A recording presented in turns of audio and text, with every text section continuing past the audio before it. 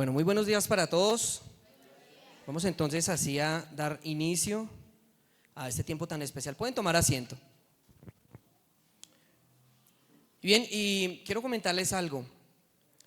Para esta serie, para estos domingos y lo que vamos a empezar a desarrollar, vamos a trabajar sobre un libro en especial, ¿cierto? Vamos a ver de manera expositiva la palabra del Señor. Tito, ¿me prestas mi Biblia, por favor? Hay varias maneras de presentar y exponer las escrituras. Hay una que es textual, hay una que es temática, pero también está la expositiva. Y miren, como iglesia, como Semilla de Vida de Colombia, creemos que la palabra de Dios es la fuente rica en alimento para cada uno de nosotros, para cada uno de ustedes. Por eso queremos preparar el mejor alimento. ¿Y cuál es el mejor alimento? La palabra, fiel, paso a paso, capítulo a capítulo, versículo a versículo. Vamos a empezar a estudiar esta serie expositiva de Mateo. Bien, entonces antes de ello quisiera que ahondáramos un poquito acerca de este libro, uno de los 4 evangelios. ¿Todos saben dónde se encuentra Mateo? El primer libro del Nuevo Testamento, más o menos en la mitad de la Biblia. ¿Todos se ubican en Mateo? Listo. Entonces, Alice, si me puedes ayudar entonces acerca de Mateo. Es importante, miren, para poder conocer una carta, para poder conocer un evangelio, un libro, primero tenemos que entender quién lo escribió, de dónde fue escrito. Eso es algo que se llama su contexto histórico, ¿cierto? Es importante para poder hacer una exégesis de él. Y vamos a iniciar rápidamente. Miren, el título del libro, ¿cómo se llama? El que vamos a estudiar, capítulo a capítulo, versículo a versículo. ¿Cómo lo vamos a hacer? Con una predicación expositiva. Una predicación expositiva. ¿Listo? El título, Mateo. ¿Qué quiere decir Mateo? Regalo del Señor. Es un don de Yahvé. Mire tan bonito ese nombre. Mateo. Es un regalo del Señor. ¿Sí? Cristo es nuestro regalo. El otro nombre con el que le conocían era Leví. Eso lo vamos a ver en el capítulo 9, versículo 9. ¿Quién era Mateo? Miren que es importante entender de quién vamos a leer este evangelio. Miren que es importante. ¿Quién era Mateo? Era un publicano. ¿Quiénes eran los publicanos? Eran los que recaudaban los impuestos allá en Roma. Eran judíos, póngale cuidado, eran judíos, pero le servían a Roma, el imperio que tenía oprimido a los judíos también. Por eso no los querían mucho que digamos, ¿cierto? Pero el Señor llama a un publicano para ser parte de sus 12 apóstoles, de sus 12 discípulos. Él fue uno de los 12. En esa propia lista de los 12, él mismo se llama a sí mismo como un publicano. Y mire, si nosotros miramos, hay 4 evangelios, ¿cierto? ¿Cuáles son? Mateo, Marcos, Lucas y Juan. En el único evangelio en donde se le menciona con su profesión antes de servir al Señor es aquí en Mateo. Aquí es donde se dice que es un publicano, pero él mismo lo está escribiendo. ¿Qué nos enseña esto? Humildad. Miren la humildad de Mateo. Decir, mire, sí, yo era un recaudador de impuestos, yo era un publicano, pero mire, el Señor aquí me llamó y me puso otro nombre. Yo me llamaba Leví, ahora me llamo Mateo. De llamarme Leví, el recaudador de impuestos, ahora soy Mateo, el regalo de Dios. Qué hermoso, ¿no? Eso entendemos de Mateo. ¿Qué más podemos ver? Ya lo vimos. ¿Quién escribió el libro? Mateo. Nos cuenta de esa manera típica, contundente y práctica, ¿cierto? De cómo conoció al Señor Jesucristo. ¿Cuándo fue escrito? Miren, Mateo habría sido escrito a mediados del primer siglo. Es decir, entiéndame en esto, cuando Cristo nació empezó a correr el año 0, ¿cierto? ¿Todos sabían eso? Hoy han pasado 2025 años después de que el Señor Jesucristo vino, ¿verdad? Más o menos Mateo se viene escribiendo en el año 40, 50 después de Cristo, a mediados, ¿cierto? Solo unas décadas después de los eventos de la vida de Jesús y su ministerio, pero antes de la caída de Jerusalén. Eso es importante para entender el contexto histórico. Yo tengo que saber qué estaba pasando cuando escribieron ese evangelio en la historia. Yo tengo que entender quién era la persona que escribió eso para poder ahondar en el texto. Eso es muy importante. Eso se llama exégesis. Cuando yo no lo hago, esto es lo que se denomina eisegesis.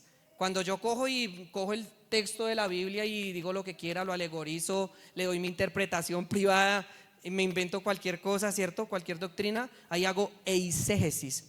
Pero la exégesis como herramienta, como herramienta gramatical, nos sirve para poder entender esto y conocer su contexto. ¿De dónde fue escrito? Allí lo están viendo en sus pantallas también. ¿De dónde fue escrito? Desde Antioquía, posiblemente desde Antioquía. Y Antioquía, la iglesia de Antioquía, no aquí en Medellín, Antioquia, ¿no? No, Antioquía, allá en Grecia, ¿cierto? Exacto, en el mundo mediterráneo, era una de las iglesias más grandes de la iglesia primitiva. Miren, iglesia, nosotros tenemos un pilar fundamental dentro de nuestra doctrina y es que queremos rescatar de la senda antigua aquello que la iglesia primitiva tenía como concepto. ¿Y qué era lo que escudriñaban y qué era lo que se repartían las iglesias primitivas? La palabra del Señor. Esto era lo que escudriñaban, miraban los evangelios, ¿cierto? Y posiblemente muchos dirían, no, pero es que hay más evangelios que no están dentro de la Biblia. No, pero ¿por qué estos son canonizados? ¿Por qué son parte del canon? Porque fueron escritos por los 12 apóstoles a quienes se les dio la autoridad de impartir doctrina. Cualquier otro evangelio, cualquier otro libro que no fuera escrito por apóstoles no tenía autoridad. Eso es importante. Si no después, pero es que yo por ahí me conozco el libro de Enoch y me Esdras 4 y que no, hay un canon inspirado. Tenemos un Dios grande y poderoso, ¿cierto? Bueno, ese Dios grande y poderoso le plació conforme a su voluntad entregarnos este canon bíblico, 66 libros, que es importante que estudiemos y meditemos, que lo hagamos versículo a versículo, capítulo a capítulo, que no nos perdamos nada, que no hagamos como cuando uno le sirven un plato de comida y uno llega y empieza a escoger por allá la cebollita y el tomatico y pim, lo echa para el lado. No, todo el alimento, todo el consejo de Dios es fundamental para nuestra alimentación espiritual. Todo el consejo de Dios, no podemos escatimar, oye, es que a mí no me gusta. Todo el consejo es importante para nuestras vidas y de gran edificación. Eso lo hacía la iglesia primitiva. ¿Qué seguimos viendo acerca de Mateo? Miren, estamos aprendiendo. Hay unas hojitas que se les está repartiendo. Ahí está el bosquejo de Mateo, animado, sencillo, práctico. En eso es lo que vamos a trabajar el día de hoy. Su método literario. ¿Qué género de literatura es el libro de Mateo? Es una narración prosaica, tiene prosa, ¿sí ven? Es decir, tiene una estructura definida. Por lo menos encontramos, y cuando Jesucristo terminó de hacer este milagro, los dejó y se fue para otro lado. Y esa frase se repite y se repite en prosa, se repite y se repite, lo que nos da otro nuevo comienzo, otra nueva narración. ¿Por qué es importante conocer el método literario, iglesia? Para lo que vamos a estudiar, porque vamos a empezar a ver Mateo 1, versículo 1, 2, 3, 4, 5, hasta el 25. Vamos a estudiarlo y vamos a alimentarnos espiritualmente con la palabra de Dios. Eso es lo que vamos a hacer, como lo hacía la iglesia primitiva. Por eso la iglesia primitiva, vino Roma con sus ideologías, vino Roma con sus pensamientos y no los pudieron tumbar. Miren, cayó Roma y no cayó la iglesia. ¿Sí lo ven? Es importante que entendamos todo esto. ¿Por qué? Porque yo no puedo leer Mateo como un libro de poemas. Yo no puedo leer Mateo como leo un libro de fábulas o no sé, simbólico. No, es una narración histórica. Es decir, que lo que dice ahí en Mateo, eso pasó. Bien, miren lo importante. Ahora, ¿cuál es la idea principal del Evangelio según San Mateo? Mostrar a los oyentes judíos por medio de las escrituras que Jesús es el Mesías, el rey anunciado desde la antigüedad. Jesús lo demostró en su vida y sus hechos. Miren, ¿para qué Mateo escribió el libro de Mateo? Ustedes dicen, oiga, pero ¿por qué 4 evangelios? ¿Por qué no dejaron solo Mateo? ¿Cierto? ¿No se han hecho esa pregunta? ¿Para qué nos inscribieron? ¿Para qué nos mandaron 4 evangelios? 4 libros que nos hablan de la historia de Jesús. Bueno, pónganle cuidado a esto. Cada libro fue escrito para una población o un grupo determinado. un grupo determinado. En este caso, Mateo, ¿a quién le escribió ese evangelio principalmente? Eso, muy bien, vamos a estar atentos y pilosos, ¿vale? A los judíos. ¿Qué quería Mateo con este evangelio? Demostrarles que todo el Antiguo Testamento hablaba de Cristo, que todas las profecías que fueron escritas en el Antiguo Testamento hablaban ¿de quién? De Cristo, de Jesús. Y en Mateo vamos a encontrar versículos y textos del Antiguo Testamento en cantidad, demostrando, comprobándolo, ¿sí? En sus milagros, en cómo vino a nacer. Miren cada detalle, ya lo vamos a empezar a estudiar. Idea principal del texto: mostrar a los judíos, ¿cierto?, por medio de las escrituras, que Jesús es el Mesías prometido. Ese era el propósito. ¿Listo? Y habiendo tenido esta parte introductoria ya, ahora sí vamos a ahondar en este precioso evangelio. Y vamos allí, capítulo 1. Todos vamos a hacerlo progresivamente con nuestras Biblias, ¿vale? Todos tomen sus Biblias. Evangelio según San Mateo, capítulo 1.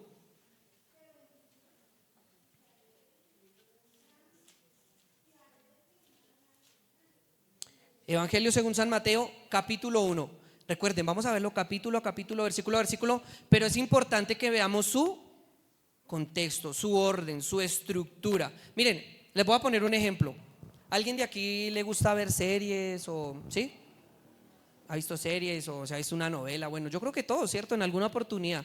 Bueno, imagínese usted que coja una novela y empezó a verse Betty la Fea, un ejemplo, y se vio 2 capítulos de Betty la Fea, y luego empezó y cogió otra novela, otra serie, y se vio 3 capítulos, y después cambió y empezó otra serie y se vio no los 2 primeros capítulos, sino vio el último capítulo de una serie coreana por allá.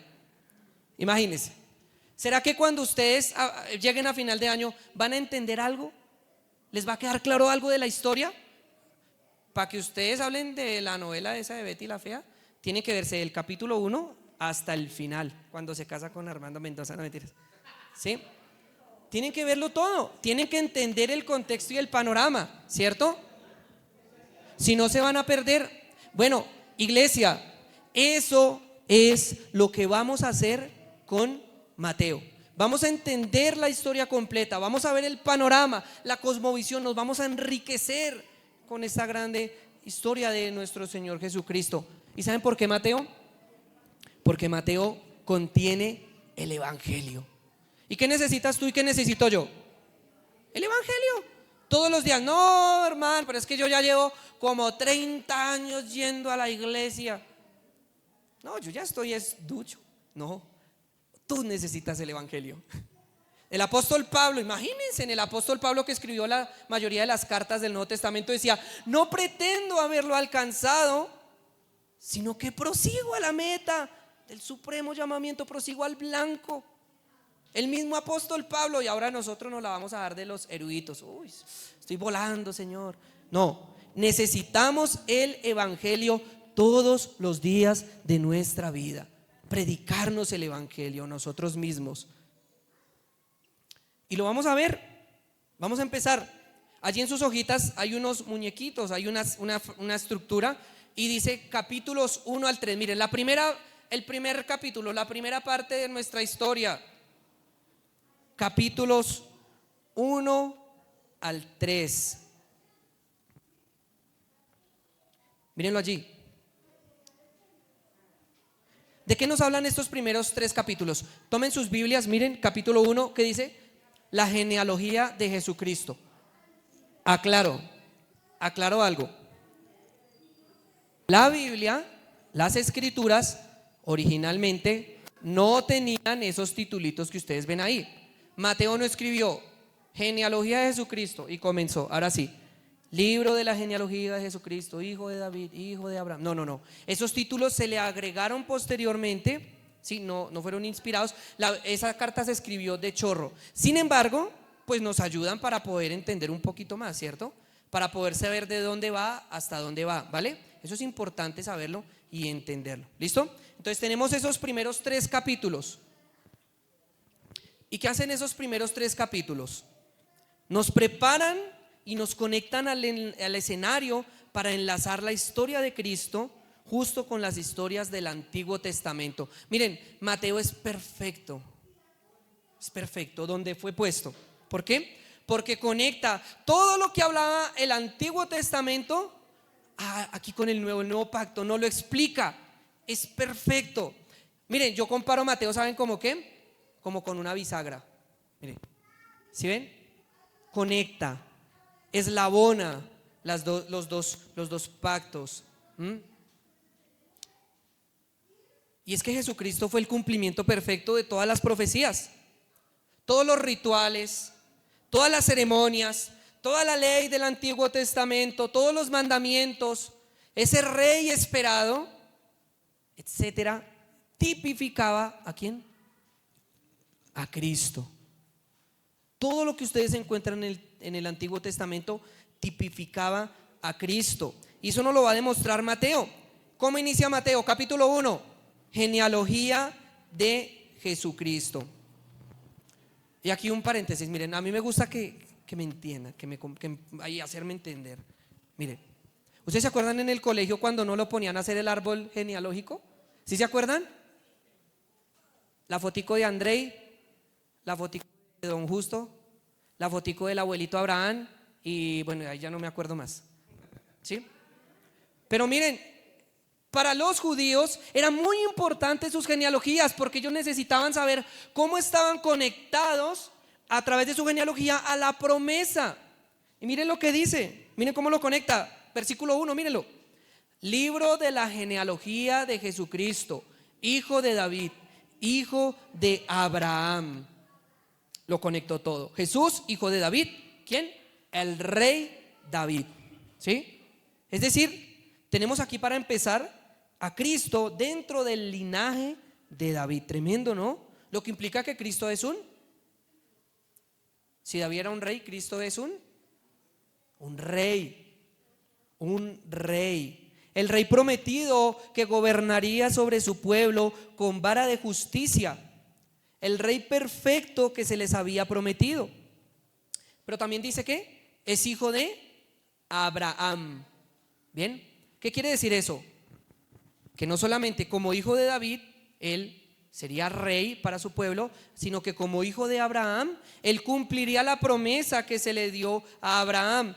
Y vamos allí un momentico, Génesis capítulo 12, versículos 1 al 3. Miren lo que le dijo Dios a Abraham. ¿Sí ven cómo conecta el Antiguo Testamento? Génesis capítulo 12, para los que anotan, versículos 1 al 3. Miren, pero Jehová había dicho a Abraham: vete de tu tierra y de tu parentela y de la casa de tu padre a la tierra que te mostraré, y haré de ti una nación grande y te bendeciré y engrandeceré tu nombre y serás bendición. Bendeciré a los que te bendijeren y a los que te maldijeren maldeciré. Y miren esto, miren iglesia, y serán benditas en ti todas las familias de la tierra. Ahí estaba la promesa. ¿En dónde son benditas todas las familias de la tierra o en quién? En Cristo Jesús. Es sumamente importante porque la promesa inicial era para todas las familias de la tierra, no solamente para la nación de Israel, según ellos creían. Y esto era un golpe duro para los judíos de esa época, porque miren, Cristo no vino como un rey como ellos lo esperaban. Era un rey que rompía los estereotipos totalmente. Era uno que venía a rescatar a los pecadores, que venía por los enfermos. Era un rey que se compadecía del pobre. Y si miramos su ascendencia o de dónde venía, versículo 5, mírenlo allí en sus Biblias. ¿A quién menciona? Dice: Salmón engendró de Rahab a Booz, y Booz engendró de Ruth a Obed, y Obed a Isaí. Pero ¿por qué es esto importante, hermano? Es supremamente importante. ¿Quién era Rahab? ¿Alguien sabe quién era Rahab? Era una prostituta, era una ramera de Jericó. Tremendo. Pero fue una ramera que creyó en Jehová, que creyó, dijo: es un Dios grande y poderoso, esta ciudad de Jericó va a ser destruida por Jehová. y yo creo en él. Resguardó a los espías y ella alcanzó salvación. Y miren, el Señor la tenía preparada para que fuera parte de esta genealogía de Jesucristo, una ramera. Miren por quién vino Cristo: por los pecadores, por los enfermos. Y sigue diciendo, miren, después de Rahab, ¿con quién se casó el hijo de Rahab? Vos. Con Ruth, una moabita, una persona dentro de los paganos, de las culturas enemigas del pueblo de Israel. Imagínense dónde metió su mano Dios y rescató. Ruth la moabita. Y viene también, y tienen ahí a su hijo Obed. Y de Obed sale Isaí. Y de Isaí, ¿quién llegó?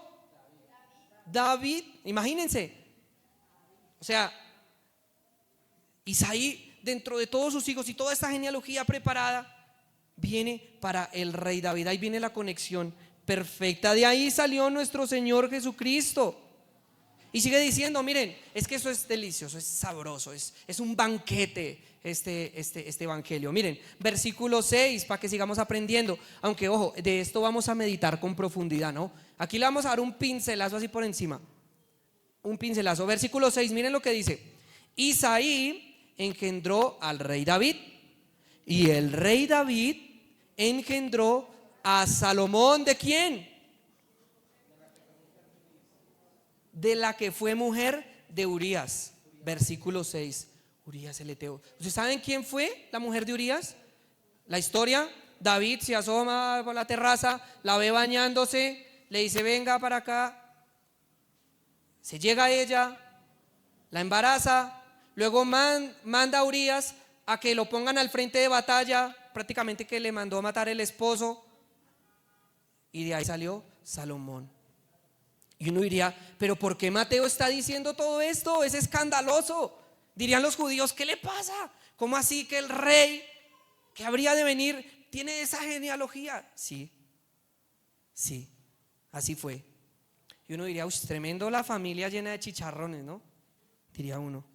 Pero no, Dios ya tenía su plan establecido para enseñarnos que de lo vil y menospreciado sacó Dios para avergonzar a los sabios, que nuestros planes y nuestros propósitos no son sus planes y sus propósitos, que nuestros pensamientos no son sus pensamientos, que Él vino a rescatar al perdido.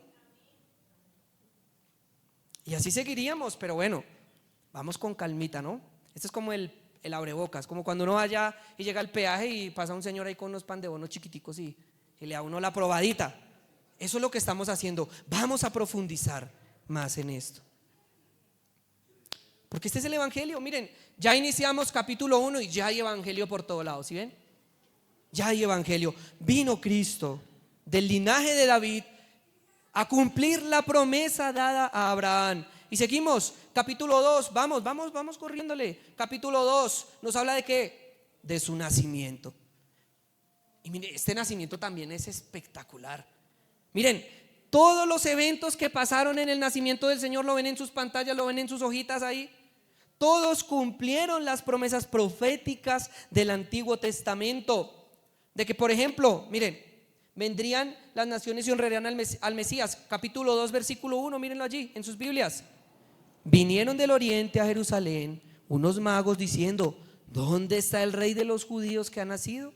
Porque su estrella hemos visto en el oriente y venimos a adorarle. Isaías capítulo 60, Isaías 60, para los que quieren apuntar la conexión allí, hablaba de esto. Miren: levántate, resplandece, porque ha venido tu luz y la gloria de Jehová ha nacido sobre ti. Porque de aquí de las que tinieblas cubrirán la tierra y oscuridad las naciones, mas sobre ti amanecerá Jehová y sobre ti será vista su gloria. Y andarán las naciones a tu luz y los reyes al resplandor de tu nacimiento. ¡Wow! El profeta Isaías ya había dicho cómo iba a nacer y qué iba a pasar cuando naciera Cristo. ¿Podemos con todas estas pruebas andar en incredulidad? No. Yo ya tengo 2 cachetadones encima. ¿Qué más encontramos de este nacimiento que cumple las profecías? Capítulo 2, versículo 1. ¿En dónde nació Jesús? En Belén. Muy bien. Miqueas capítulo 5, para que lo mostremos. Miqueas capítulo 5, si lo quieren anotar allí rápidamente. Mírenlo, allí estaba. Versículo 2. Pero tú, Belén Efrata, pequeña para estar entre las familias de Judá. Miren lo que dice: de ti me saldrá el que será Señor en Israel, y sus salidas son desde el principio, desde los días de la eternidad. Miren, el profeta Miqueas ya había dicho hasta dónde iba a nacer el Mesías. De ti me saldrá el que será Señor de Israel. Había sido anunciado con detalle, iglesia, cómo sería la llegada del Mesías y Rey. Cientos y cientos de años y se cumplió a la perfección. Otro detallito: la concepción de Jesucristo por medio del Espíritu Santo. Y lo vemos allí. Génesis, volvamos un poquito, capítulo 1, versículo 20. Mire, vamos a meditarlo allí. Miren: y pensando en esto, he aquí, un ángel del Señor le apareció en sueños y le dijo: José, hijo de David, no temas recibir a María tu mujer, porque lo que en ella es engendrado del Espíritu Santo es. Y dará a luz un hijo y llamará su nombre Jesús, porque él salvará a su pueblo de sus pecados. Todo esto ha acontecido para que se cumpliese lo dicho por el Señor por medio del profeta. Miren, lo sigue haciendo Mateo. Para que se cumpliese lo dicho por el profeta cuando dijo: he aquí, una virgen concebirá y dará a luz un hijo y llamará su nombre Emmanuel. Emmanuel, que traducido es Dios con nosotros. Qué precioso, qué precioso. Eso está en Isaías capítulo 7 versículo 14 también. Miren, Isaías capítulo 7 versículo 14. Miren la conexión. Por tanto, el Señor mismo os dará señal. Mírenlo. He aquí, la virgen concebirá y dará a luz un hijo y llamará su nombre Emmanuel. El profeta Isaías ya lo había dicho y se cumplió a la perfección. Para los judíos de esa época, se arrancaban los pelos, se rasgaban las vestiduras, se echaban ceniza sobre sus cabezas. Pero miren, Dios cómo continúa obrando y cumpliendo y sorprendiendo. Tremendo. Miren, esto que nos enseña: Dios no improvisa. Dios no improvisa nada. Ya todo estaba anunciado, todo estaba decretado, ya todo estaba profetizado. El reino de los cielos se ha acercado. Vino Dios mismo para tomar forma de hombre y salvar a su pueblo de sus pecados. Iglesia, qué momento tan precioso, tan hermoso. Ese bebé, miren, pónganme cuidado en esto. Ese bebé que nació ese día en medio de ese pesebre, con esos animalitos y en esa forma tan humilde, vino a morir por tus pecados y por mis pecados. El reino de los cielos se ha acercado y habita en medio de nosotros. Donde quiera que haya 2 o 3, allí está el Señor. Y aquí habemos más de 3, ¿no? O sea que el Señor está en medio de este lugar. ¿Cuántos lo creen? Amén. Habita en medio de nosotros, nos transforma, nos cambia, nos da vida, nos consuela, y todo esto por amor. Miren, ese momento del nacimiento de Cristo fue tan precioso que no se puede comparar con todos los pesebres que puedan hacer aquí hasta el día de hoy. Eso le montan el muñequito y le ponen, mejor dicho, se adorna, se tipifica. Pero ¿saben qué es lo triste? Que ojalá que como se pone ese pesebre en medio de la sala de la casa, así Cristo viniera y naciera y morara en los corazones de cada persona. No basta solamente con tipificar y ejemplificar algo hermoso, si no nos transforma, si no nos cambia, si no tenemos una nueva vida. Porque Cristo vino para darnos una nueva vida. Y continuamos, segunda sección. Miren, ya vimos la primera parte, versículos 1 al 3, y yo estoy extasiado con esto. Capítulos 4 al 7, lo vamos a estudiar, mírenlo. ¿Qué pasó acá? Viene el anuncio del reino de Dios. Capítulos 1 al 3, el reino de los cielos se ha acercado. Capítulos 4 al 7, el anuncio del reino de Dios. Aquí después tenemos a Jesucristo, capítulo 4, después de haber ayunado, ¿cierto? Después de haber soportado la tentación, de haber resistido a Satanás diciéndole, escrito está, principia su ministerio y entra en escena esa llegada de ese reino de Dios. Capítulo 4, versículo 17, si quieren subrayenlo, mírenlo allí. Si quieren subrayen lo importante. Versículo 17, capítulo 4. Desde entonces comenzó Jesús a predicar y a decir, arrepentíos porque el reino de los cielos se ha acercado. Llegó el rescate para todo su pueblo. Vino a confrontar el mal. Si lo seguimos leyendo allí el capítulo 4. Vino a sanar enfermos, a liberar oprimidos, a dar al pobre. Pero por sobre todo y como propósito principal, vino a rescatar a su pueblo del pecado y de la muerte. Derrotó al diablo, restauró el reino de Dios, cumpliendo definitivamente la promesa de levantar un pueblo para sí, que le seguiría, que obedecería sus enseñanzas y que viviría bajo su gobierno como el Rey Supremo. Él es nuestro Rey de Reyes, Él es nuestro Señor de Señores.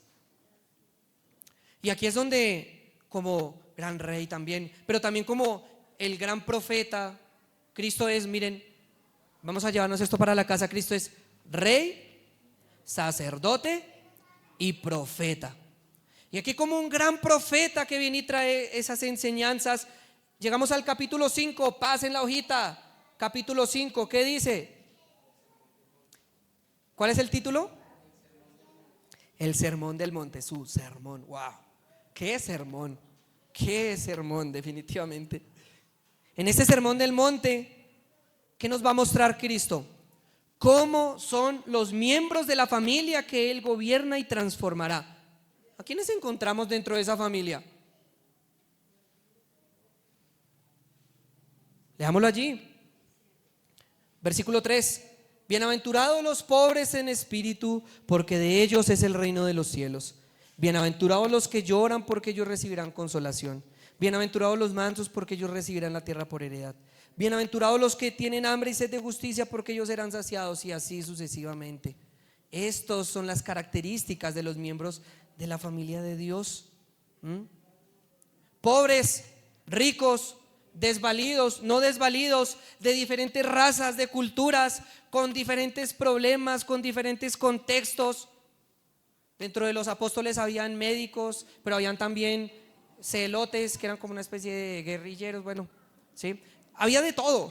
Si vamos a los 12 apóstoles, había de todo. Eso era una mezcla impresionante. Si vamos a la iglesia en Roma, la iglesia primitiva en Roma, habían ricos, gente pudiente, habían también esclavos y amos. Había de todo. Y esa es la familia del Señor, donde no hay distinción. Aquí no hay un privilegio para nadie, no hay puestos privilegiados. Jesucristo es el Rey de todos. Sin embargo, es necesario que para ser miembros de esta familia que Cristo vino a gobernar de este pueblo, es necesario que ellos se nieguen a sí mismos, tomen su cruz, se arrepientan de sus pecados y reconozcan a Jesucristo como su único y suficiente Salvador. Levanten la mano los que lo han hecho. Bien, los que aún no, les invitamos. El reino de los cielos se ha acercado.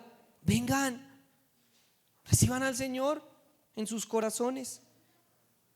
Fuera de Él no hay salvación. Fuera de Él no hay perdón de pecados. Y viene ese anunciamiento, lo estábamos diciendo.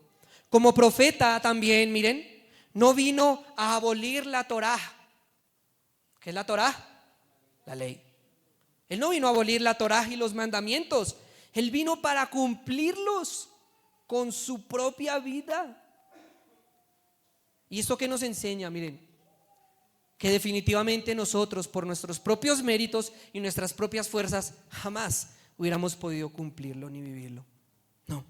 Por eso vino Cristo y vivió perfectamente cada punto de la ley, para que a través de su vida también nosotros pudiésemos tener vida. Ustedes ven todo el Antiguo Testamento, léanlo de Génesis hasta Malaquías, y se van a encontrar con que cuando el pueblo se alejaba de la ley de Dios, se apartaba de su Señor y quería hacer como todas sus propias fuerzas. No, es que este Dios es como más chévere, este becerro es como más brillante, y siempre Jehová, Jehová, Jehová. Como que cuando trataban de irse y de desviarse, ¿qué pasaba? Fracaso. Fuera de Cristo, fuera de Dios, no hay salvación. En tus propios méritos, en tus propias fuerzas, no vas a alcanzar nada en la vida. ¿Qué es lo único que nos espera fuera de Cristo? Muerte, juicio, destrucción. Y esto es lo que enseña el Evangelio. Esto es lo que enseña el Evangelio. El antiguo pacto mostraba nuestra incapacidad para poder vivir en conformidad a la ley de Dios. En nuestras fuerzas no podemos. Pero en Cristo, que se dice, somos más que vencedores. Amén. Amén. ¿Qué nos enseña nuestro Señor Jesucristo? Que necesitamos un redentor todos los días. Miren, hermanos, amigos, amada iglesia, yo necesito a Dios todos los días en mi vida. Mire, el día que no disponga mi trabajo, mi familia, lo ponga en las manos del Señor, grave, fracaso rotundo. Es importante que dispongamos todo nuestro ser, toda nuestra mente delante del Señor. ¿Por qué? Porque dice Romanos capítulo 3 versículo 12, miren, para decir como que no, es que yo sí puedo solito. Mire, papá, ya camino solito. No. Romanos 3:12, todos se desviaron, a una se hicieron inútiles. No hay quien haga lo bueno, no hay justo, ni siquiera uno. Fuera de Cristo no hay bueno. Y usted dice, no, pero es que yo conozco gente que no son cristianos y son buena papa, son buena gente. Sí, es verdad, viven un moralismo. No, desde que yo no le haga daño a nadie, eso tranquilito. No, la vida fuera de Cristo es una vida destinada a vivir bajo la perdición. Aquí Jesucristo nos habló de muchos temas. Miren, en este sermón del monte, de la ira, habló de la ley, habló del divorcio también y la dureza del corazón, habló de los juramentos, habló del amor a los enemigos. Uy, esa es difícil, ¿no? A ver, ame a su enemigo que le acabó de robar, que le acabó de hacer, ¿sí?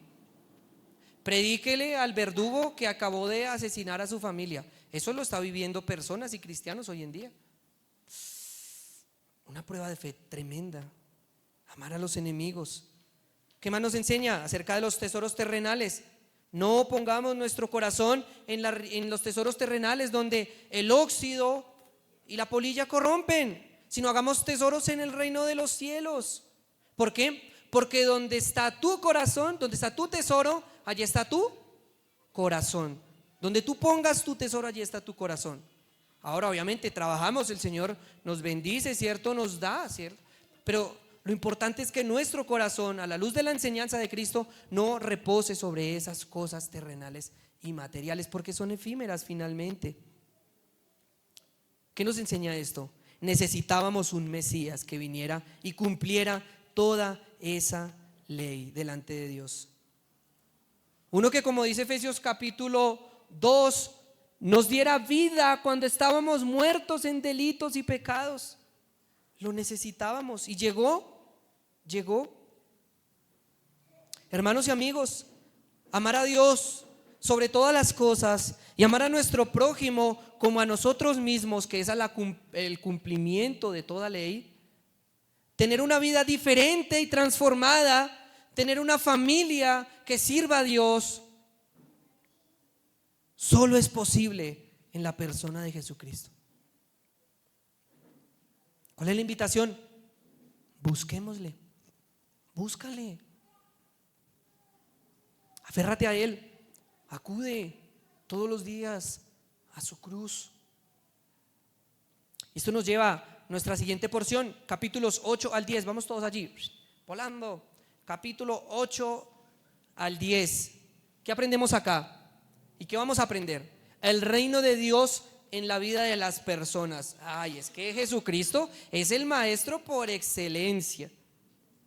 Aquí el reino de los cielos llega a la realidad de todas las personas. Lo vemos en la práctica. En teología lo que se llama pasar de una ortodoxia a una ortopraxis.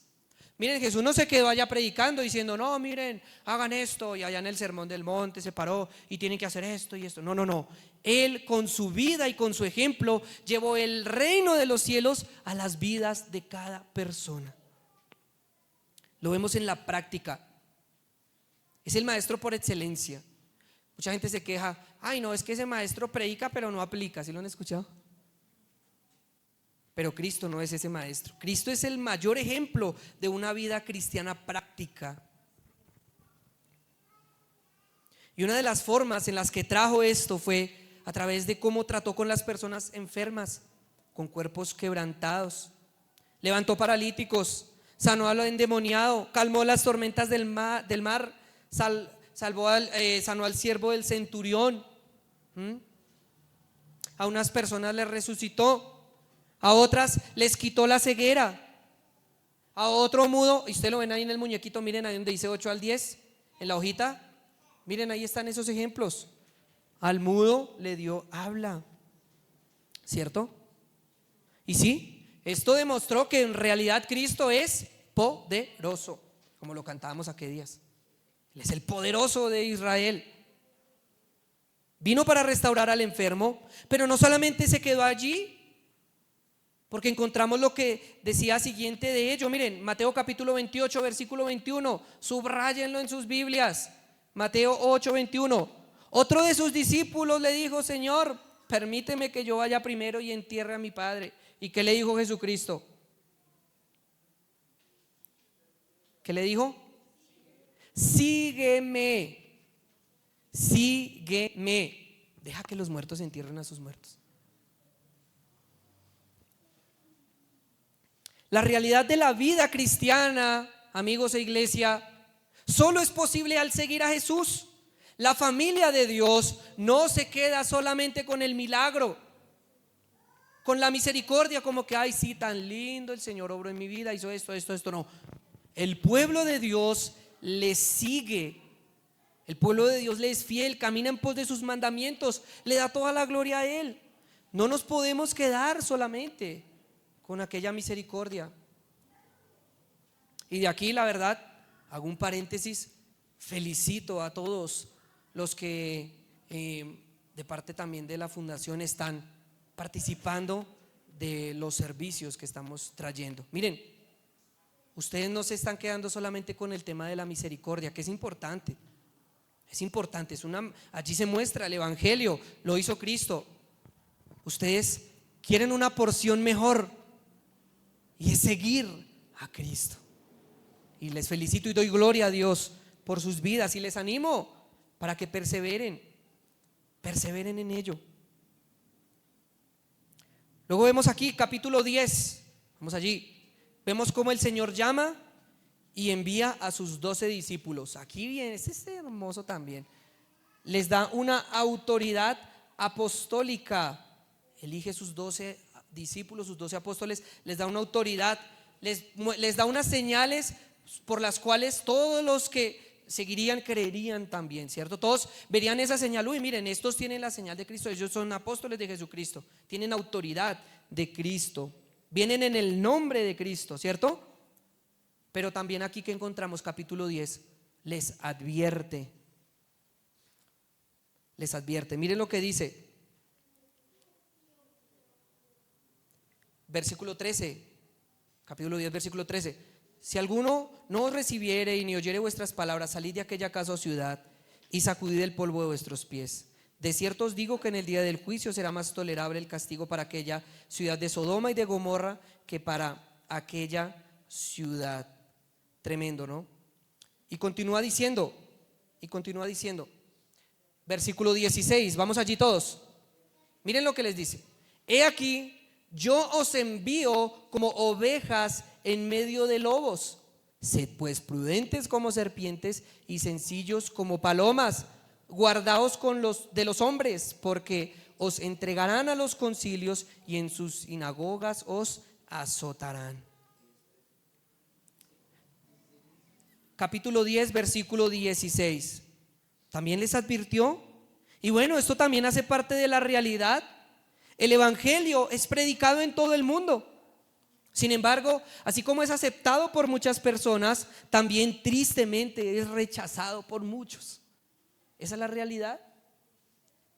Todos incluso, miren, aquí si cada uno de nosotros hacemos unas cuentas, podríamos evidenciarlo. Todos tenemos familiares, todos tenemos amigos, vecinos, compañeros de trabajo que sabemos que necesitan tanto de Dios, pero que tristemente le rechazan. Se pierden de esa porción mejor en el evangelio. Por eso es necesario que les compartamos y les hablemos del Señor. Miren, hay que predicarles, hablarles del Señor a tiempo y fuera de tiempo. Esto nos enseña. He aquí, dice, les digo el Señor, los enviaré como ovejas en medio de lobos. Hombre, vienen dificultades, persecuciones, aflicciones. Digamos que aquí en Colombia la persecución a la iglesia no es tan física. Aquí tenemos una persecución más ideológica, ¿sí? Una persecución ideológica. Pero hay lugares en donde al papá le cogen, por ser cristiano, le cogen sus hijos y se los ahorcan de frente. Es duro, es difícil. Pero ¿qué pasa? Decimos, bueno, ¿y dónde está Dios?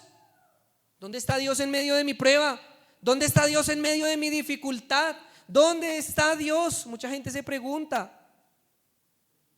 Pues sí, efectivamente, es necesario que todo esto pase. Eso nos dice el Señor. Es necesario que todo esto acontezca. ¿Qué aprendemos de ello? A través también de los problemas, de las dificultades y las adversidades. Cuando lo soportamos en Cristo, le damos gloria a Él. Es necesario, por eso, que nos aferremos, que prediquemos, que lo llevemos a tiempo y fuera de tiempo. ¿Por qué? Porque hay una promesa, iglesia. ¿Cuál fue esa promesa que fue dada a Abraham y se cumplió en Cristo? En ti serán benditas todas las familias de la tierra. Hombre, y si yo tengo una bendición, si yo tengo un tesoro, ¿yo qué es lo primero que hago? Yo se lo comparto a mi familia, ¿cierto? Si usted encuentra de pronto la cura contra el cáncer, ¿cierto? ¿Usted qué es lo primero que hace y sabe que tiene una tía que tiene cáncer? ¿Qué es lo primero que hace? Yo corro y una vez y ¡pum!, le pongo esa inyección, ¿cierto? Ahora, en Cristo y en el evangelio está la solución, la cura para todas aquellas enfermedades, para el pecado, la restauración del pecado, el peor de los cánceres de la sociedad. ¿Y por qué no lo llevamos? ¿Por qué no llevamos la medicina? Es importante que con paciencia y confiando en que Dios es quien obra, hagamos esa tarea, que llevemos a ese Emmanuel, a ese Dios con nosotros, que lo vivamos, que lo compartamos. Y esto nos lleva a nuestra siguiente porción, capítulos 11 al 13, mírenlo allí, también lo tienen en sus hojitas, está el muñequito ahí, miren. ¿Y qué encontramos acá? Cómo definitivamente las personas responden a Jesús. Y aquí encontramos, aquí en estos capítulos 11 al 13 encontramos tres. Unos que lo toman positivamente, ¿cierto? Sí, Jesús es el Mesías. Otros que son más neutrales. Pues como que sí, pero como que no, como que un poquito tibios, ¿cierto? Y encontramos definitivamente los negativos. Y bien, empecemos con los neutrales, la posición neutral. ¿Cómo la gente responde finalmente? Y nosotros tenemos que encontrarnos dentro de una de esas posiciones. Y si estamos en la neutral o en la negativa, salgámonos de ahí. Este es el llamado que nos hace el evangelio, ¿sí? Nos muestra nuestra condición y nos invita a salirnos de allí. Primera, neutrales. Vamos allí, capítulo 11, versículo 2. Todos en sus Biblias. Capítulo 11, versículo 2. Y al oír Juan en la cárcel los hechos de Cristo, le envió dos de sus discípulos, para preguntarle: ¿eres tú aquel? Miren lo que pregunta Juan el Bautista. Miren, ¿eres tú aquel que habría de venir o esperamos otro? Ay, Dios mío, dirían todos como que ¿qué pasó ahí? Respondiendo Jesús les dijo: id y haced saber a Juan las cosas que oís y veis. Versículo 5: los ciegos ven, los cojos andan, los leprosos son limpiados, los sordos oyen, los muertos son resucitados, y a los pobres es anunciado el evangelio. Amigos y hermanos, amados en el Señor, no podemos dudarlo ni un segundo. Cristo es el Mesías prometido, el Salvador del mundo, que vino a morir en la cruz del Calvario por amor a ti y amor a mí. Y ojo, la incredulidad es pecado. La incredulidad es pecado. Satanás incluso utiliza mucho la duda para hacernos desviar de los caminos del Señor. Miren lo que le hizo Satanás a Eva. No, es que usted no le entendió bien a Dios, Eva. O sea, Dios lo que quería decir es que si usted come del fruto, pues va a ser como Dios, va a saber el bien y el mal. Mire cómo se la pintó. Y Eva: ay, verdad, yo no sabía. Y le pega el muelazo a la manzana. Y hubo una consecuencia de ello. Eso no se quedó así como así. Hubo una consecuencia atrás de todo ello. Pues bien, amigos y hermanos, cuando tú tomas una posición neutral respecto de la vida de la fe, respecto de tu eternidad, como diciendo: pues es que yo no lo puedo negar que exista Dios, pero pues tampoco tengo las pruebas, ¿sí? Y entras en esa posición neutral. Si tú dices: no, es que yo estoy bien con Dios, porque yo vivo mi vida a mi manera, mire, yo no le hago mal a nadie, yo soy tan chévere. Si tú vives una posición neutral, como diciendo: ¿será que sí era el Cristo o esperamos a otro? Si tú vives así, van a haber consecuencias, porque el reino de los cielos se ha acercado. ¿Qué más pruebas queremos? ¿Qué más pruebas queremos? Dios ha obrado en tu vida, Dios te ha transformado, has visto cómo transforma a otros, pero no te puedes quedar desde la barrera mirando allá. Ay, sí, tan chévere, no, pero no, yo como que no me meto, yo no me meto. No te puedes quedar ahí, tienes que dar ese paso. Y eso es lo que te enseña el evangelio. Segunda posición que toman las personas cuando escuchan el evangelio. Capítulo 12, miren, capítulo 12, aquí va a hablar de los fariseos. Miren que hasta hoy en día que a uno le digan: uy, usted es mucho fariseo, eso es la peor ofensa, ¿cierto? Capítulo 12, versículo 22. Entonces fue traído a él un endemoniado, ciego y mudo, y le sanó, de tal manera que el ciego y mudo veía y hablaba. Y toda la gente estaba atónita y decía: ¿será este aquel hijo de David? Versículo 24. Mas los fariseos al oírlo decían: este no echa fuera a los demonios sino por Belcebú, príncipe de los demonios. Ay, qué atrevidos, tremendos. Así hoy también muchos repelen el mensaje del evangelio, así como los escribas y fariseos, tratando de darle caída al Señor, traen argumentos destructivos y negando las verdades que son obvias. Ay, no, es que ustedes los cristianos son anticuados, son retrógradas. El cristianismo lo que trae es retraso a la sociedad. Mentiras. Mire, hospitales, colegios, el avance, incluso la igualdad también que hay. Todo eso vino del cristianismo. Todo eso vino del cristianismo. Cuando Cristo toca una familia, cuando Cristo llega a un país, cuando Cristo llega a una comunidad, la comunidad es transformada, tiene vida. A ver, un ejemplo muy claro: ¿quiénes fundaron los Estados Unidos? Puritanos ingleses, cristianos, formaron 13 colonias, hicieron una superpotencia. ¿Se dan cuenta? Cuando Cristo llega a un país, trae bendición, pero no son resaltados tanto y no los admiramos tanto por cómo construyeron una superpotencia. Bueno, obviamente hoy en día los Estados Unidos se han desviado mucho y bueno, estamos hablando de los principios, ¿no? Pero miren en esos principios, los más grandes teólogos que conocemos hoy también, ¿de dónde salieron? De esos puritanos ingleses que fundaron Estados Unidos. Jonathan Edwards. Miren, un excelente predicador, los invito. Y él tiene un libro que se llama Pecadores en manos de un Dios airado. Muy buen material, que es importante que escudriñemos también. Miren, pero no, cuando dicen, no, es que ese no, es que el por Belcebú es que echa a los demonios. No podemos tomar una posición negativa. Miren, amigos, iglesia, no se dejen desviar por las artimañas de Satanás y lo que les quieren meter aquí en la cabeza.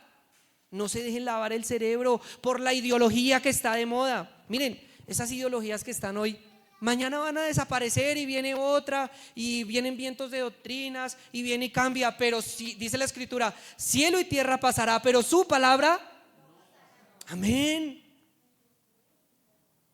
Entonces, ¿a dónde tenemos que aferrarnos? ¿Al último postulado de la filosofía y la psicología de entonces? ¿Al último libro que sacó la psicóloga Pepita? No, a las escrituras, a la palabra de Dios. No al pensamiento de moda, no al pensamiento de turno. Porque si ustedes miran la ideología y le van al trasfondo, se dan de cuenta que eso sí es diabólico. Eso sí es tremendo. Desdibujan el papel de la familia, destruyen. Miren, esas ideologías, un paréntesis, que las probaron en Europa, lo que trajeron fue que ahí tienen problemas de natalidad. Están llamando gente para que vaya y poble, porque los pueblos y la gente quedó desocupada. No, es que hay que abortar y todo eso. Bueno, no ahondo mucho más en eso, pero aquí queremos chupar un poquito de eso. Miren, la sabiduría que viene de parte de Dios, el mensaje del evangelio hoy en día es más relevante. Lo necesitamos, familia. Llévenlo a sus casas. Llévenlo a sus casas. No lo tomen con la posición negativa como lo hace el mundo. ¿Por qué? Porque tristemente, para que todo aquel que se va en contra de esta verdad, vendrá un juicio. Versículo 35 de este mismo capítulo en donde estamos. Miren lo que dice: el hombre bueno del buen tesoro del corazón saca buenas cosas, y el hombre malo del mal tesoro saca malas cosas. Mas yo os digo que de toda palabra que hablen los hombres, ¿qué dice? Darán cuenta en el día del juicio. Versículo 37. Porque por tus palabras serás justificado y por tus palabras serás condenado. Ojo con lo que creen. Tengan mucho cuidado. Por eso, uno de los principios que tenemos también como iglesia es resguardar, advertir, porque el Señor somos enviados como ovejitas en medio de lobos. Y solo en Cristo hay salvación. Y por último, los positivos. ¿Qué dice el positivo? El que toma el mensaje de manera positiva. Él es el Mesías. Capítulo 13. Aquí se lo está diciendo a sus 12 discípulos que le habían creído y le seguían. Miren los 12 discípulos que habían creído. Y oiga, yo siempre me pregunto, ¿qué pasó con todos los 5,000 que les dio de comer? ¿Dónde están? Yo me pregunto. Pasó el Señor de Capernaum y les dice: ustedes vienen a mí por el milagro, pero yo os digo que el que coma de mí no tendrá hambre jamás, y el que beba de mí no tendrá sed jamás. Esos 5,000 tal vez iban porque les llenaran solo la barriga, pero no querían seguir a Jesús, tristemente. ¿Qué encontramos como conclusión? Aquí 12 personitas, creyentes fieles allá. Mire, versículo 16, capítulo 13, versículo 16. Pero bienaventurados vuestros ojos porque ven, y vuestros oídos porque oyen, porque de cierto os digo que muchos profetas y justos desearon ver lo que veis y no lo vieron, y oír lo que oís y no lo oyeron. Eres bienaventurado cuando recibes a Cristo en tu corazón, porque tus ojos son abiertos. Cuando tú recibes el evangelio, puedes ver el mundo con otra cosmovisión. Ya no ves el mundo como todo el mundo lo ve. Tus oídos también se prestan para escuchar la voz de Dios. Y ese es el fruto del evangelio. Eres bienaventurado si tú hoy das este paso también. Si tú hoy escuchas este mensaje del evangelio y lo empiezas a vivir y a practicar, tus ojos van a ser abiertos, tu vida no será igual, te lo garantizo, lo digo, mejor dicho, con prueba de control de calidad y todo. Tu vida no será la misma. Y esta debe ser nuestra posición. Cuando creemos con todo nuestro corazón, todas nuestras fuerzas y toda nuestra mente que Jesucristo es el Salvador y le seguimos, somos bienaventurados, porque su gran misericordia nos alcanza. Ahora les pregunto, ¿cuántos anhelan esa bendición del Evangelio? ¿Cuántos anhelan que sus vidas sean transformadas? ¿Cuántos quieren que el Señor obre en sus vidas? ¿Y cuántos quieren seguirle? Bueno, ¿cuántos quieren tomar su cruz y seguirlo? Amén, eso es lo que tenemos que hacer, exacto, es el llamado del Evangelio, la promesa que trae el Evangelio. Todo este libro de Mateo habla del Evangelio y la verdad de la cual es nuestra responsabilidad también de anunciarle. No le podemos sumar ni restar, no le podemos quitar a la palabra, tampoco le podemos añadir. ¿Por qué? Porque está en juego nuestra vida eterna. Miren, ustedes, digamos, irían en el caso de la salud ante un médico por ahí medio, ¿sí? Ese como que hizo el curso por ¿qué? Por online, médico de pandemia. ¿O confiarían sus vidas a un médico por excelencia?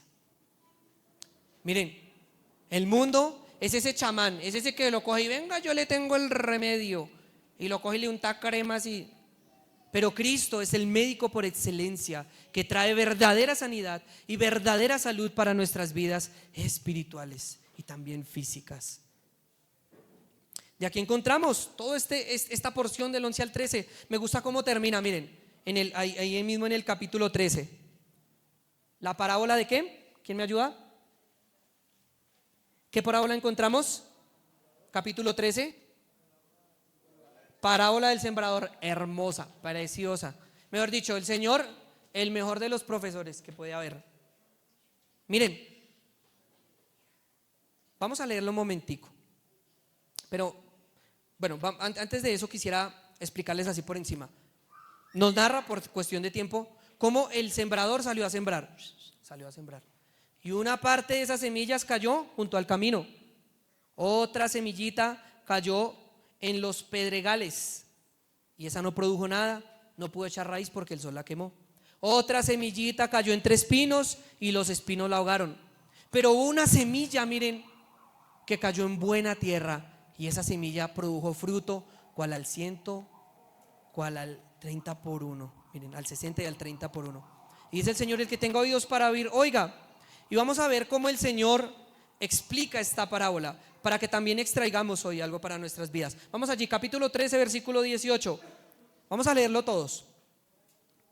Oíd pues vosotros la parábola del sembrador.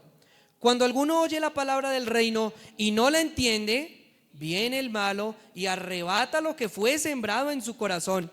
Ese fue el que fue sembrado junto al camino. Y el que fue sembrado en pedregales, este es el que oye la palabra y al momento la recibe con gozo, pero no tiene raíz en sí, sino que es de corta duración. Pues al venir la aflicción o la persecución por causa de la palabra, luego tropieza. El que fue sembrado en espinos, este es el que oye la palabra, pero el afán de este siglo y el engaño de las riquezas ahogan la palabra y se hace infructuosa. Versículo 23. Mas el que fue sembrado en buena tierra, este es el que oye y entiende la palabra y da fruto y produce a 100, a 60 y 30 por 1. Y aquí la pregunta para reflexionar: ¿qué tierra eres tú? Eso, mi hermana. Mire, muy bien. Nosotros como semilla de vida de Colombia, ¿cierto? Nuestro propósito como iglesia en esta visión que Dios nos ha entregado es hacer como el sembrador, regar la semillita, botarla. Pero finalmente, amados, Es importante que reflexionemos sobre qué hacemos con esa semilla. Si usted hace como el del junto al camino y viene el malo y le arrebata lo que fue sembrado, viene el mal entendimiento, el mal concepto del mundo. Entonces aquí le predicamos el evangelio y por allá salió en un programa de televisión hablando una muchacha y dijo: no, es que esta es la verdad. Y yo: ay, si no, este me gusta más. Viene el malo y póngale. Si la semilla que fue sembrada en tu corazón, si eres una tierra de pedregales, ¿qué va a pasar? Al momento recibes la palabra con gozo. Ay, tan bonito que me hablaron en la iglesia, tan lindo. Ay, sí, yo recibo la palabra, amén. Pero pasa el tiempo, viene la aflicción, vino el problema y se olvidó. Le cayó un solazo y hasta ahí llegó la palabra. ¿Eres pedregales? Hay que examinarnos, ¿cierto? Ahora, ¿qué tierra eres? ¿Fuiste sembrado? ¿Esa palabra fue sembrada entre un espinero? ¿Cuál es? Oyes la palabra, pero el afán del siglo, mire, el afán del siglo, el afán por las riquezas, vienen, ahogan la palabra. ¿Y qué pasa? Se hace infructuosa. Y yo insisto, ¿está malo ser bendecidos por el Señor? Por supuesto que no. Al contrario, yo digo que si el Señor nos bendice y nos da mucho, es para su obra y para su gloria. Todo lo que Dios nos da es para su gloria y para su obra. Y si nos da poco, pues también, ¿cierto? En fin en cuentas, aquí no nos está hablando de si tenemos o no tenemos. Nos está hablando es de qué tipo de tierra somos y cómo obramos con lo que Dios nos da. Pero ¿cuál es el llamado? Que seamos esa buena tierra, que oigamos y entendamos la palabra. Pero no sed solamente oidores de la palabra, sino hacedores de ella, engañándoos a vosotros mismos. Y repito la pregunta: ¿qué clase de tierra eres tú? Y vamos a avanzar un poquito. Siguiente porción, 14 al 20, ya vamos a acabar. 14 al 20. 14 al 20. Aquí las expectativas. ¿Quién creo yo que es Jesús? Aquí lo que vamos a encontrar es esa exploración de esas diferentes expectativas que tienen las personas acerca de Jesús. Tenemos dos casos de ejemplos. Tenemos aquí una alimentación a 5,000 y otra alimentación a 4,000. Una alimentación a judíos y una alimentación a gentiles. ¿Sí ven? Cristo siempre vino por judíos y gentiles. ¿Lo ven allí ejemplificado?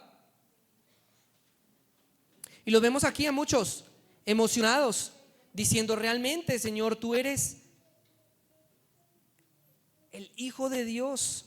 Pero vamos un momentico rápidamente, capítulo 16, versículo 13, vamos allí. Viniendo Jesús a la región de Cesarea de Filipo, capítulo 16, versículo 13.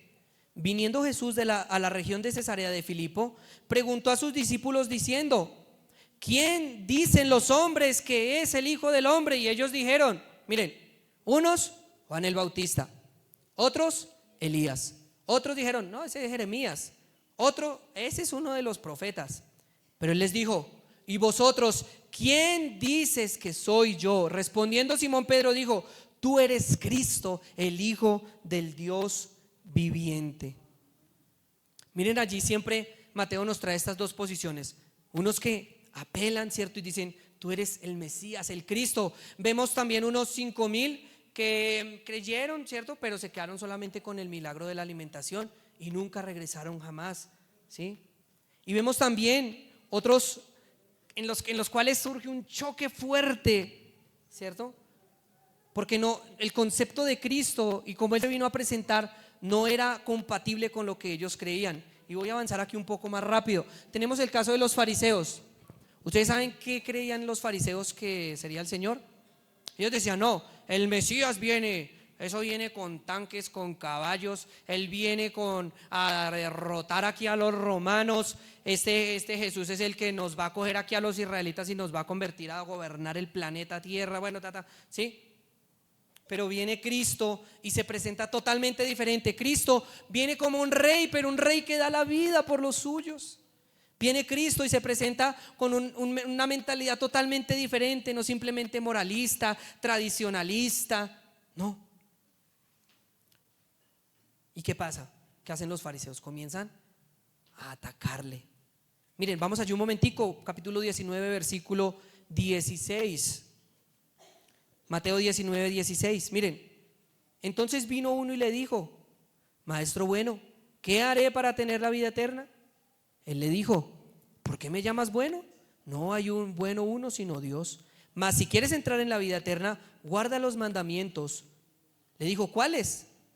Y Jesús dijo: no matarás, no adulterarás, no hurtarás, no dirás falso testimonio, honra a tu padre y a tu madre, y amarás a tu prójimo como a ti mismo. Versículo 20. El joven le dijo: todo esto lo he guardado desde mi juventud, ¿qué más me falta? Jesús le dijo: si quieres ser perfecto, anda, vende todo lo que tienes y dalo a los pobres, y tendrás tesoro en el cielo.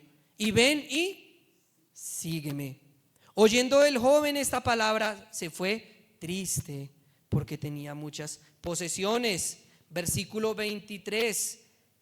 Mírenlo allí. Entonces Jesús dijo a los discípulos: de cierto os digo que difícilmente entrará un rico en el reino de los cielos. Otra vez os digo que es más fácil pasar un camello por el ojo de una aguja que entrar un rico en el reino de los cielos. Versículo 25. Sus discípulos, oyendo esto, se asombraron en gran manera, diciendo: ¿quién entonces podrá ser salvo? Y mirándolos, Jesús les dijo, y esta es la parte importante, esta es la parte importante: para los hombres esto es imposible, mas para Dios todo es posible. Esto último es la base del evangelio. Reconocer que en nuestras propias fuerzas y méritos no podremos hacer nada. Ver el ejemplo de todo el Antiguo Testamento, cuando se apartaban de la ley y del Señor de repente, pero entonces vemos en los fracasos, ¿cierto?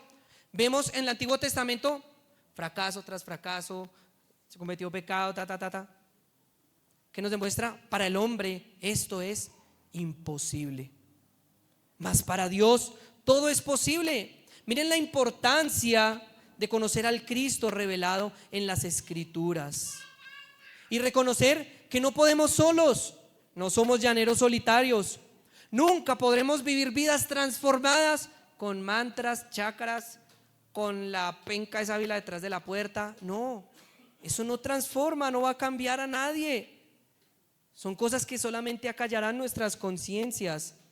Es imposible para los hombres, mas para Dios es posible. De ahí la importancia de no traernos y hacernos una figura de un Cristo que no ha sido revelado en la palabra. Miren, una de las principales conductas del pueblo de Israel era que tendían a fabricarse una imagen de Dios que no era. En la época de Moisés, ellos hicieron un becerro de oro. Se quitaron las candongas, los anillos, todo, lo derritieron, hicieron un becerro. ¿Y sabe cómo le pusieron al becerro?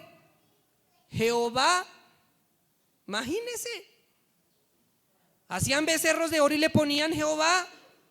Un becerro que tipificaba a Baal. Pues bueno, hoy no hay diferencia. Muchas personas piensan cosas distintas de quién es Cristo, de quién es Jesús. No, yo vivo a Dios a mi manera, Él me entiende, yo soy así, Nos fabricamos un becerro de oro, un ídolo a nuestra imagen y semejanza, pero no es el Cristo. Hay que tener cuidado con ello. Los fariseos tenían un pensamiento diferente, un entendimiento que no había sido revelado de quién era el Cristo. ¿Y saben qué pasó? Cristo les dijo: escudriñad las Escrituras. Miren, los fariseos eran los maestros de la palabra. Y Cristo les dijo: escudriñad las Escrituras, porque en ella os parece que tenéis la vida eterna. Y ellas son las que dan testimonio de mí. ¿Qué hicieron los fariseos y el Sanedrín y los escribas? Lo mataron, lo llevaron a la cruz, lo llevaron a juicio. Al Cristo revelado, al que Dios había revelado. ¿Por qué? Porque se fabricaron un Cristo en sus mentes. Amados, iglesia, amigos que están aquí hoy, no se hagan un Dios a su imagen y semejanza. No se hagan un Cristo a imagen de Cristo, que tal vez el mundo la pinta o esto. No. Escudriñemos la Escritura y veamos al Cristo que trae la vida eterna. No nos podemos desviar, porque solo hay un Dios, una salvación y una fe, y no podemos desviarnos. Que lo único que podemos hacer: creer, confiar en Él, seguirle a Él. ¿Cuántos dan gloria a Dios? Y les devuelvo la pregunta, miren, llévense esta pregunta para la casa. La misma pregunta que Jesús le hizo a Pedro: ¿quién dices tú que es el Cristo? Llévense esa pregunta para la casa. ¿Quién dices tú que es el Cristo? Para ti, ¿quién es Dios? Y te digo que lo que tú pienses de Dios, a eso es lo que tú vives. Y ya para ir cerrando, capítulos 21 al 25, tenemos dificultades con el tiempo, pero un poquitico más para poder ejemplificar todo eso por completo. Y vemos capítulos 21 al 25, un choque entre los dos reinos. Definitivamente se armó, dicen los argentinos una palabra, el quilombo. Se armó. Llega Jesucristo a Jerusalén, capítulo 21, versículo 4. Todo esto aconteció para que se cumpliese lo dicho por el profeta cuando dijo, versículo 5: decida la hija de Sión, he aquí tu rey viene a ti, manso y sentado sobre una asna, sobre un pollino, hijo de animal de carga. Llegó Jesucristo en una asna a Jerusalén. No llegó así como lo pensaban los fariseos. Uy, es que viene con los caballos y los ejércitos. No, miren, llegó en una asna. Viene el Señor Jesucristo y continúa, versículo 12. Llega al atrio, tiene su primer enfrentamiento con los mercaderes. ¿Qué les dice? ¿Qué estaban haciendo? Estaban haciendo negocios con el templo. Estaban haciendo mercadería con la palabra de Dios. Pero él vino como un rey ejerciendo autoridad y comprometido con la no hipocresía, ¿cierto? Con estos mercaderes, y les dice: mi casa es casa de oración, no es una cueva de ladrones. Y continúa versículo 15. Los fariseos se escandalizan, tratan de hacerlo quedar mal en un poco de debates. Vamos a profundizarlo, insisto, para que se animen y lo podamos estudiar bien, ¿vale? Pero lo que vamos a encontrar, los fariseos buscándole el quiebre, metiéndole la triquiñuela, poniéndole la zancadilla. ¿Y qué pasa? Siempre quedan mal. Siempre los fariseos no pudieron con la palabra. Y como no pudieron con la palabra, ¿qué hicieron? Empezaron a buscar matarlo, porque no pudieron con ello.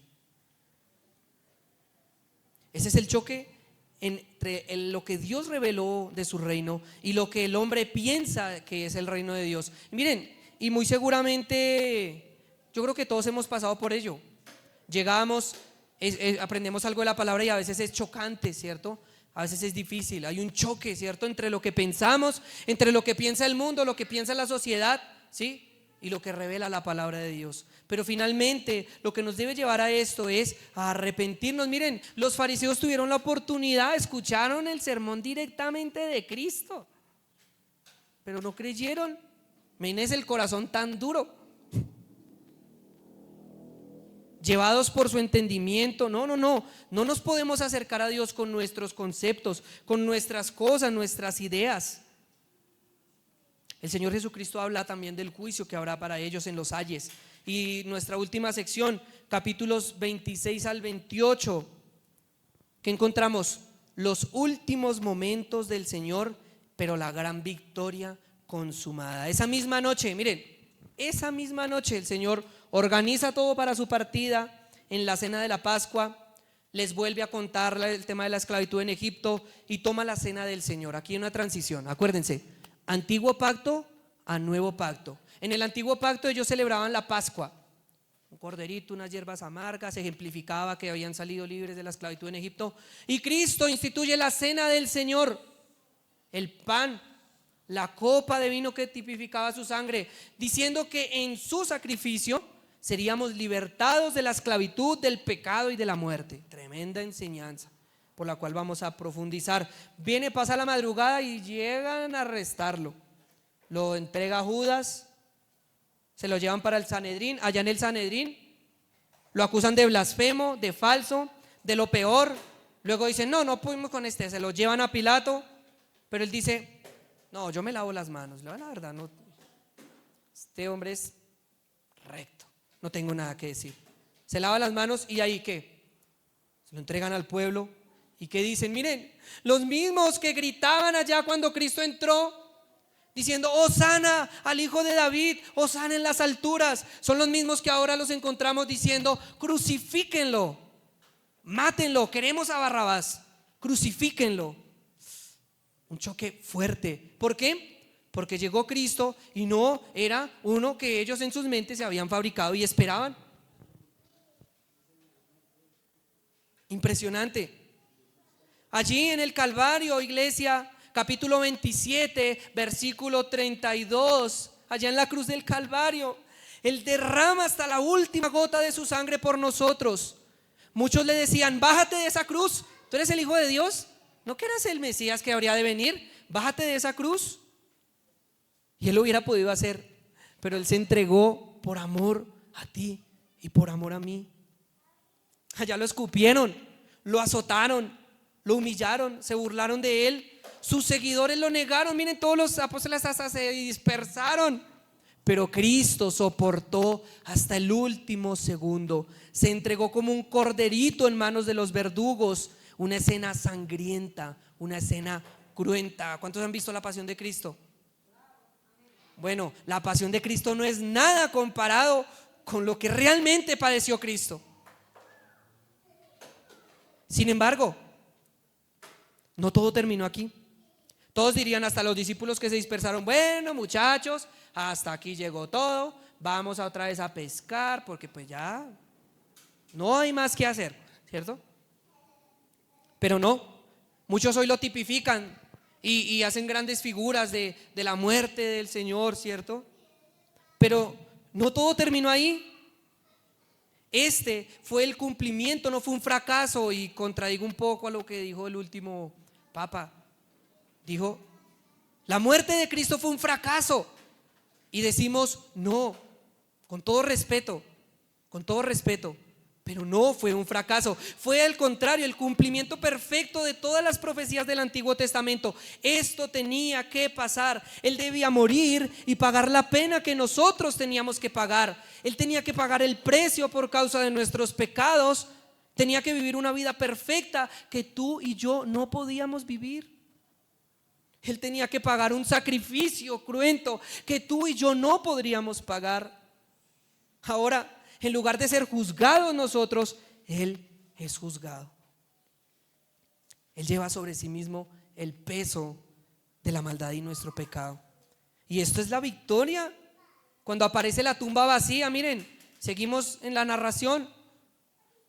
Cristo resucitó. Cristo vive hoy. ¿Cuánto lo creen? Cristo venció sobre el pecado y la muerte, dándonos así una vida eterna. Hermanos y amigos, no veremos la muerte segunda gracias a Cristo. Como Él resucitó, nosotros también resucitaremos. Miren, esta es la justificación, es una doctrina también. Todo lo que le pasó a Cristo se nos imputa a nosotros. Como Él vivió una vida perfecta, hoy nosotros podemos gozar también de una vida en santidad a través del Espíritu Santo que nos transforma y nos cambia. Como Él murió en la cruz por nuestros pecados, hemos muerto también nosotros al viejo hombre. Pero como Él resucitó, nosotros hoy tenemos vida y la tendremos eternamente. Pero no los veo animados, no los veo contentos por esta verdad.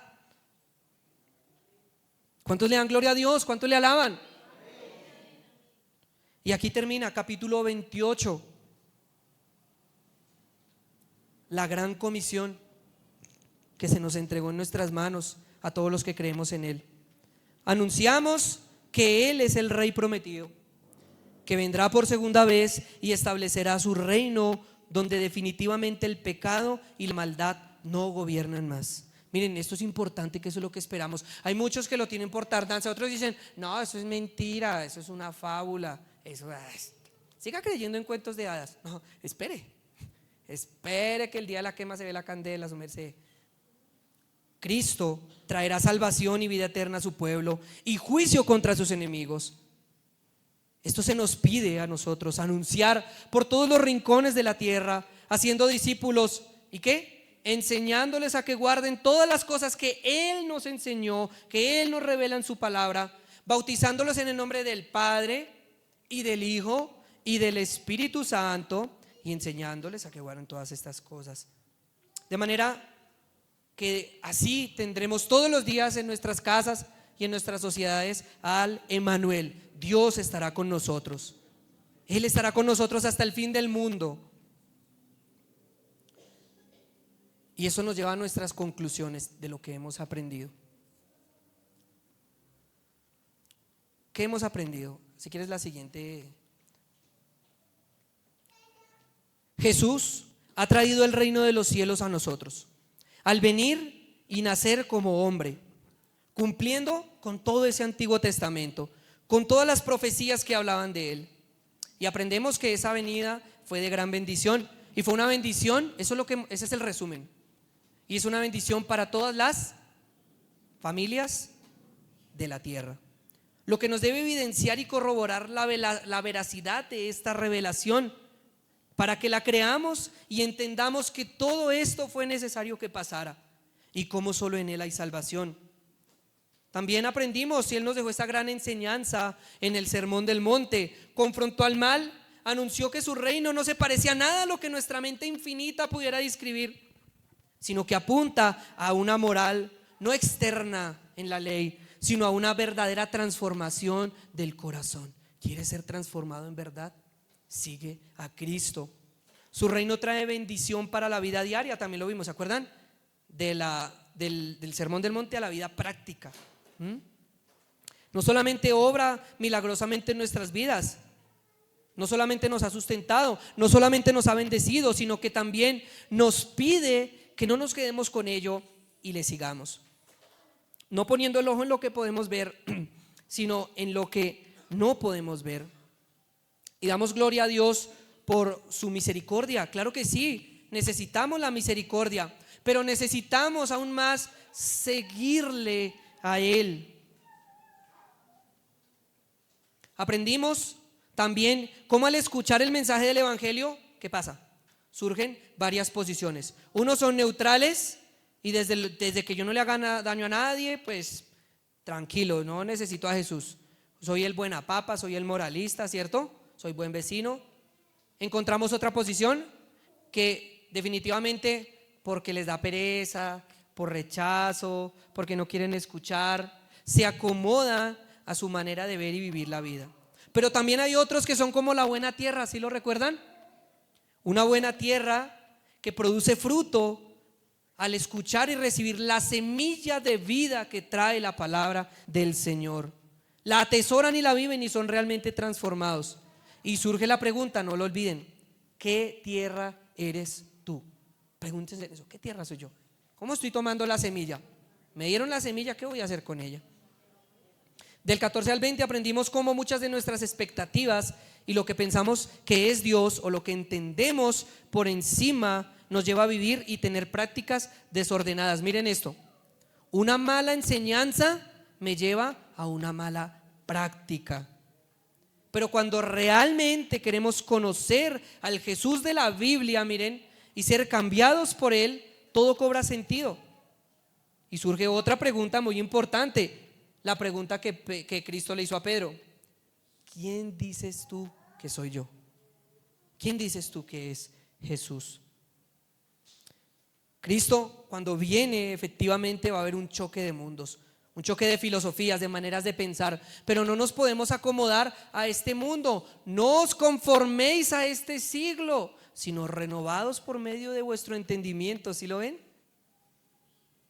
El Evangelio y la palabra de Dios trae un choque para el mundo, pero finalmente estamos llamados a ser humildes, entender que no nos las sabemos todas y que necesitamos del Señor. Y por último, hermanos, amigos e invitados y todos los que estamos aquí reunidos, tienen que saber que Cristo vino a hacer y cumplir lo que nosotros no podíamos. La vida y pago que nos era y es imposible vivir, pero para Él sí fue posible y es posible. Para el Señor todo lo es posible. Cristo vino y vivió la vida perfecta que no podríamos vivir. Ejecutó el sacrificio perfecto que no podríamos sufrir por los pecados. Ahora, acércate a Él, aférrate a Él. Mira, hoy es el día de salvación. No lo dejes para mañana. Ay, no, es que ahorita yo no estoy bien. Es que yo necesito ser bueno para empezar a ir a la iglesia. No nos engañemos. Esto es un hospital de enfermos. que necesitamos de nuestro sanador, de nuestro Señor.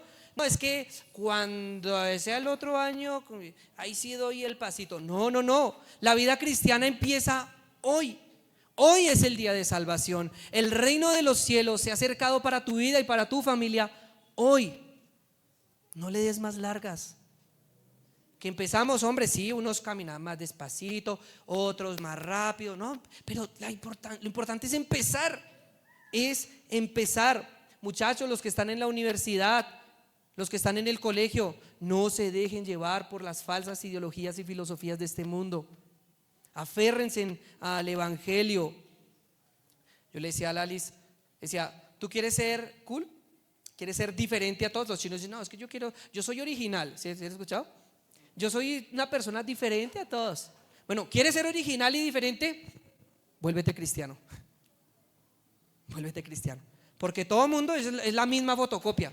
El mismo peinado, la misma ropa, la misma mentalidad. Pero realmente los que marcan la diferencia son aquellos que siguen a Cristo. Las familias que marcan la diferencia y que son testimonio para la sociedad son las familias donde está Cristo y el precioso evangelio. Por eso ven, hoy es el día, no esperes a mañana. Ven y reconócele hoy como tu único y suficiente Salvador. Porque el Señor Jesucristo, miren, esto es lo más hermoso, está con los brazos abiertos esperándote para que recibas de Él consuelo, gozo, transformación para tu vida, perdón y reconciliación.